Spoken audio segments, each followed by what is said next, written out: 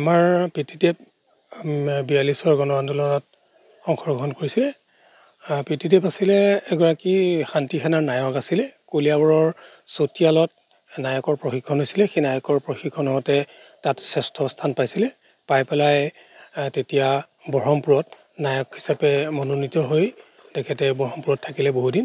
বৰহমপুৰৰ পৰা গৈ পেলাই কামপুৰত থাকিলে। সেই সময়ত ভি ৰাম বৰা মুক্তিযোদ্ধা ভি ৰাম বৰা তেখেতসকলৰ লগত আৰু মৃত্যুঞ্জয়ৰ যি কাহিনী আছিল সেই কাহিনীৰ সময়ত আমাৰ পিতৃদেৱ তাতেই আছিলে। গোটেই কথাখিনি আমি সৰুতে শুনো, সাধু কথাৰ দৰে সৰুতে শুনিছিলোঁ। তাৰপিছত ৪২ৰ সময়ত তেখেত সেই তাতেই থাকিলে। তাৰপিছত তাত সেই সময়ত কংগ্ৰেছৰ সম্পাদকৰ দায়িত্ব দিছিলে, নগাঁও জিলা কংগ্ৰেছৰ।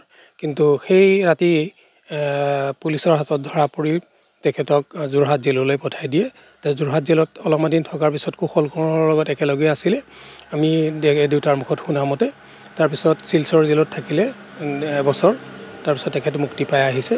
আৰু আমি এই যিটো আমি টুপিটো সংৰক্ষণ কৰি ৰাখিছোঁ, পিতৃদেৱৰ টুপিটো গান্ধী টুপি বুলি কয়। এইটো 1942 চনৰ নায়ক হিচাপে থাকোঁতে তেখেতে ব্যৱহাৰ কৰা বুলি আমাৰ আগত কৈছিলে। আমি দেউতা আমাৰ ঢুকাইছে 1997 চনৰ 5 অক্টোবৰ তাৰিখে তেখেতে স্বৰ্গগামী হয়। আৰু তেতিয়া তাৰ আগতে আমাক কৈছিলে যে এইটো টুপিটো আমি ৪২ৰ গণ আন্দোলনৰ সময়তে আমি ব্যৱহাৰ কৰিছিলোঁ। গতিকে আমি টুপিটো পাই এতিয়া ধুনীয়াকৈ আমি সংৰক্ষণ কৰি ৰাখিছোঁ। লগতে সেই সময়ত পিতৃদেৱে ব্যৱহাৰ কৰা চোলা চুৰিয়া, খদৰ চুৰিয়া, জহৰকোট বুলি কোৱা হৈছিলে যিটো, সেইটো আমি সংৰক্ষণ কৰি ৰাখিছোঁ। আমি সকলোকে শ্ৰদ্ধা কৰিব লাগিব।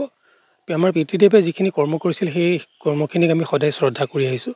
গতিকে সেই শ্ৰদ্ধা কামৰ জৰিয়তে আমি কৰিবলৈ চেষ্টা কৰিছোঁ যদিও পিতৃদেৱৰ যিটো স্মৃতি জীয়াই ৰাখিবৰ কাৰণে হয়তো অদূৰ ভৱিষ্যতে আমাৰ পিছৰ প্ৰজন্ম, আমাৰ পৰিয়ালৰে হওক বা গাঁৱৰে হওক, তেখেতসকলে হয়তো সেইটো দেখি পেলাই অনুপ্ৰেৰণা পাব পাৰে।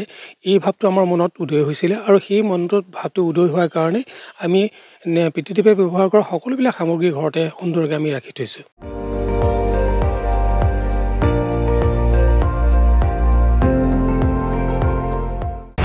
আপুনি চাই আছে ND24, সৰ্বশ্ৰেষ্ঠ নহয় সৰ্বোত্তমৰ দৌৰ।